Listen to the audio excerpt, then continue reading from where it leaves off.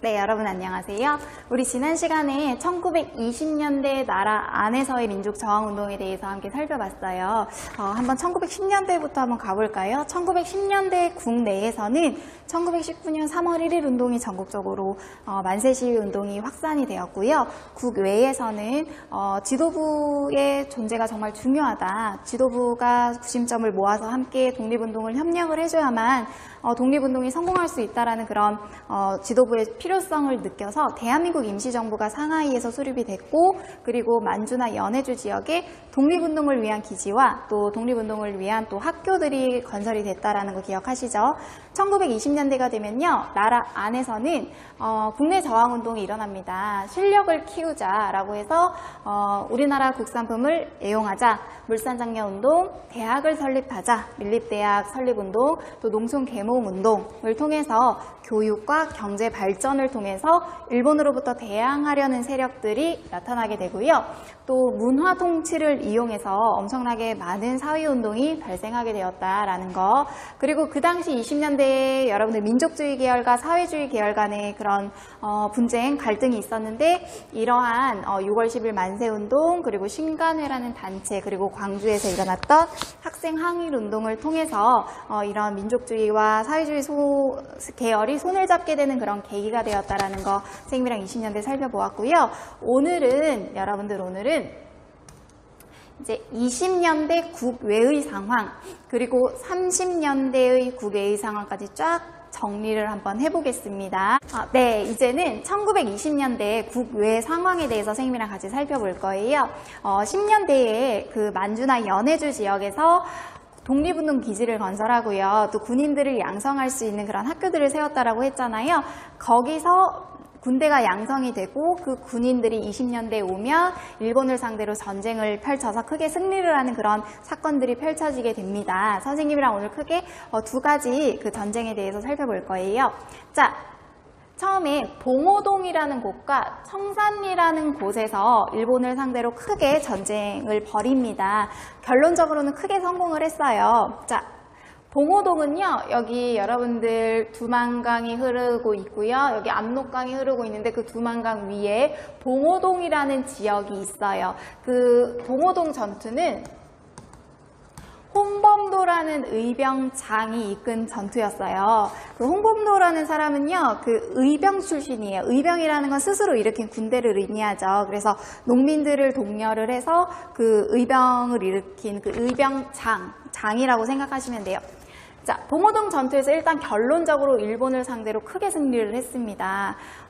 우리나라 일제 식민지배 그 기간 동안에 일본 군대를 상대로 처음 승리한 전쟁이 봉오동 전투라고 생각하시면 돼요. 그래서 되게 의의가 있습니다. 그런데 여러분들 승리를 했다라고 해서 엄청난 병력의 군대를 동원해서 엄청나게 좋은 무기를 활용해서 승리한 거 결코 아닙니다. 왜냐하면 이때만 해도 20년대면 일본은 승승장구했던 시기였어요. 그렇기 때문에 일본의 군대는 엄청난 군사훈련을 잘 받았고 무기도 어마어마한 무기를 가지고 있었어요. 그러한 일본을 상대로 승리를 했다는 건 정말 대단한 거예요. 여기서 조건이 한 3가지 있었어요. 선생님이 설명을 해줄게요. 자, 여기 지역은요, 봉오동이란 지역은요, 북한 그 윗지역, 만주 지역이에요. 이 지역은요, 엄청나게 계곡이 많고요. 산이 험준해요. 그리고 알다시피 여기 이렇게 강이 흐르고 있습니다. 그래서 지형이 그렇게 완만한 지대는 아니에요. 누구나 쉽게 접할 수 있는 지대가 아니라는 거예요. 그렇기 때문에 이 지역에서 전쟁을 수행하기 위해서는 첫째, 지형에 대해서 잘 알아야 돼요.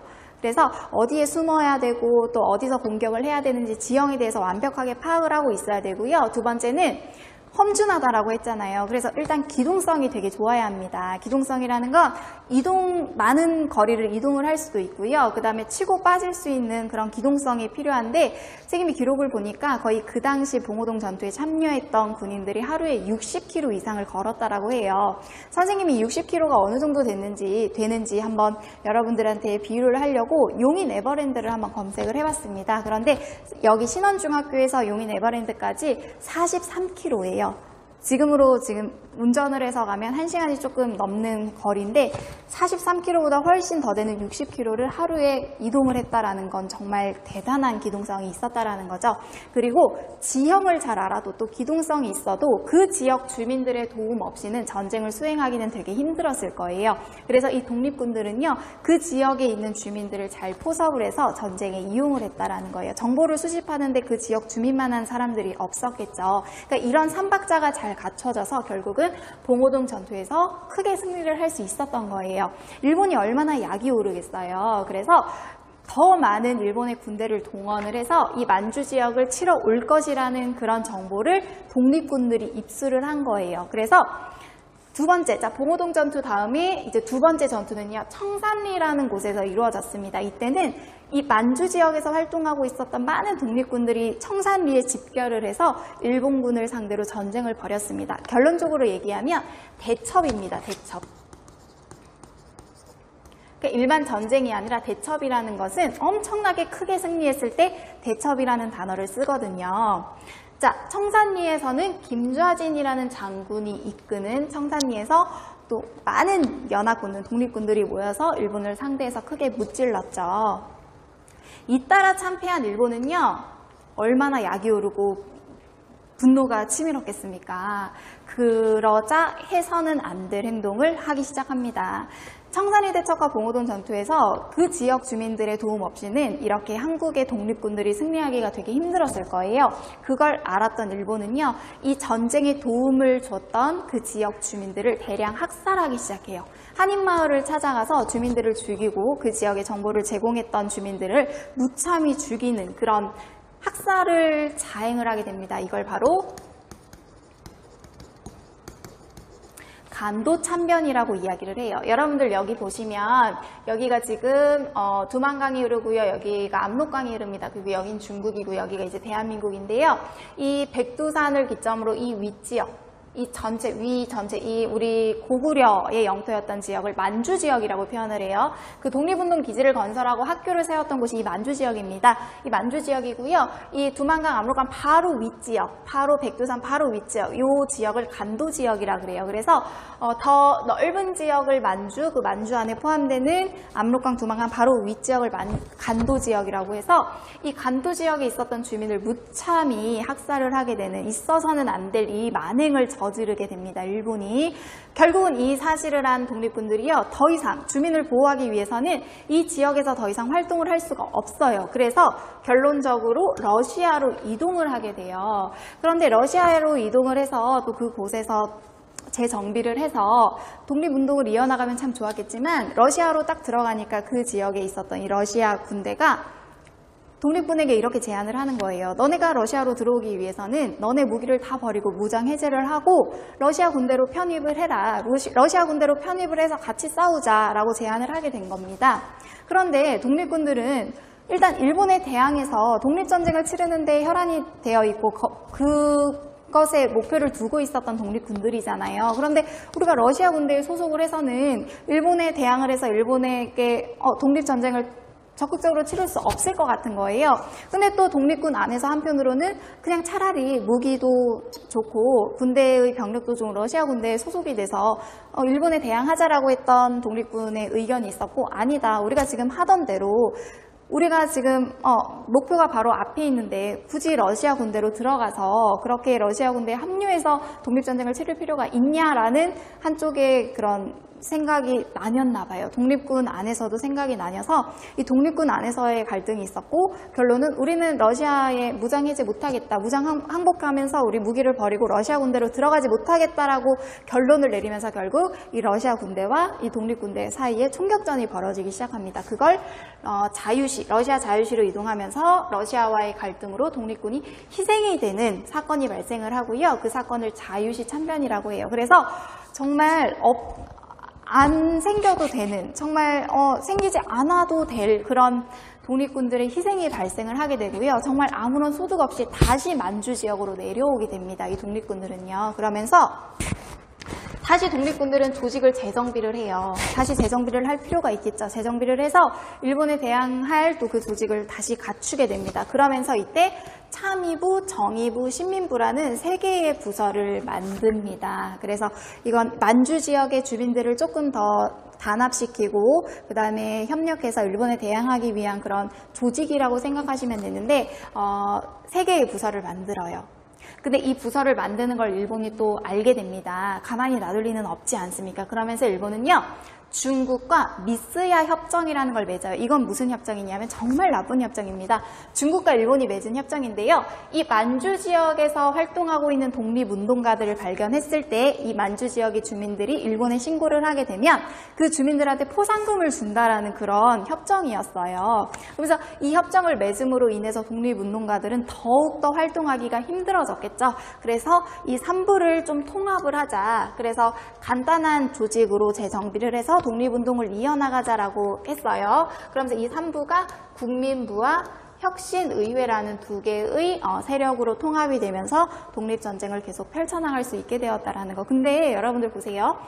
봉오동전투 청산리 대전 크게 이긴 거 정말 좋아요. 그런데 그 뒤에 후폭풍이 어마어마하지 않았습니까? 간도 참변이 일어났죠. 러시아로 갔더니 또 러시아와의 충돌로 인해서 자유시 참변이 일어났죠.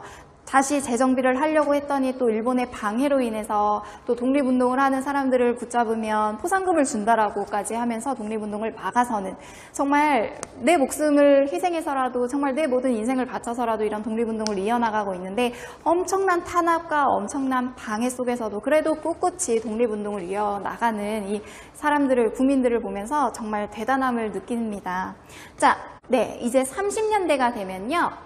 조금 상황이 바뀌게 됩니다. 30년대가 되면 원래 20년대는 미스야 협정을 통해서 이 중국과 일본이 이런 협정을 맺을 정도로 관계가 괜찮았다면 30년대가 되면 이 중국도 일본으로부터 돌아서게 되는 그런 사건들이 발생을 하게 되는데요. 일단 31년에 만주사변. 결국 아까 그 만주 지역을 일본이 점령을 하게 되면서 만주사변이라는 사건이 일어나게 되고 37년이 되면 일본과 중국 사이에 이제 또 전쟁이 일어나게 됩니다. 일본이 한국을 발판 삼아서 이제 대륙으로 진출하려는 원대한 꿈을 꾸게 되죠. 그 사이에 이제 중국이라는 대륙이 큰 나라가 버티고 있으니까 그 지역을 점령을 하면서 이제 더 세력을 확장해 나가려고 하다 보니까 중국과도 이러한 전쟁은 불가피했겠죠. 그러면서 30년대가 되면 드디어 중국도 일본이라는 나라가 이제 동맹국이 아니라 이제 적으로 돌아서게 되면서 한국과 중국이 손을 잡게 되는 계기가 돼요. 그래서 30년대는요, 제목이 중국군과 함께 항일 무장 투쟁을 이어나간다라고 여러분들 생각하시면 돼요. 그러면서 중국군과 한국군이 함께 일본을 상대했다라는 거. 그러면서 31년에 만주사변이 일어나서 결국 일본이 만주라는 지역, 중국 땅 만주 지역을 차지하게 되고요. 만주가 일본의 땅으로 넘어가게 되면서 이제 더 이상 우리 독립군들도 만주에서 활동을 할 수가 없게 됩니다. 그래서 중국 관내로, 즉 만리장성 그 아래쪽 중국의 깊숙한 곳까지 가서 그곳에서 우리나라 독립군들도 그 독립운동을 전개해 나가는 그런 모습들을 보게 됩니다. 그래서 김원봉이라는 사람은요, 중국 관내로 들어와서 독립운동을 이어나가면서 조선의용대라는 군대 조직을 재정비를 하게 되고 중국 정부의 지원을 받게 돼요. 그리고 대한민국 임시정부는 한국광복군이라는 군대를 창설을 하게 되고 김구를 중심으로 조직을 재정비하게 됩니다. 그래서 이 한국광복군은 되게 특이한 게 그 당시 중국 내에 미국의 군대가 주둔을 하고 있었어요. 그 미국 군대와 합작을 해서 특수훈련을 받았어요. 그래서 우리 국내 침투 작전을 세우고 계획을 세워서 국내를 침투하는 작전을 세워서 엄청나게 특수훈련을 받던 와중에 결국 일본이 2차 세계대전에서 패망을 해서 광복을 맞이하는, 그래서 이 한국 광복군의 국내 침투 작전을 실제 실행에 옮기지는 못했어요. 그런데 그런 특수훈련도 받았다라는 거. 그리고 한 40년대가 되면요, 이제 일제 패망이 어느 정도 예측이 됐나 봐요. 그래서 대한민국 임시정부에서는요, 건국 강령이라는 걸 발표해요. 그래서 실제 선생님 뒤에 보면 독립운동을 하면서 꿈꾼 나라라고 해서 이제 광복을 맞이했을 때 우리 대한민국은 어떤 방향으로 나아가야 될 것인가에 대한 건국강령을 발표를 하게 되는데 권리와 의무, 민족 반역자를 제외한 만 18세 이상의 사람들에게 모두 선거권을 주고 정치는 민주공화정을 수립을 한다든지 교육은 모두가 균등하게 받도록 한다라든지 이러한 건국강령을 발표하기에 이르릅니다. 그래서 30년대는 중국군과 함께 무장투쟁을 전개한다라는 거 여러분들 기억하시면 될 것 같아요. 이 부분은 선생님이 다음 시간에 연달아 수업하도록 하겠습니다.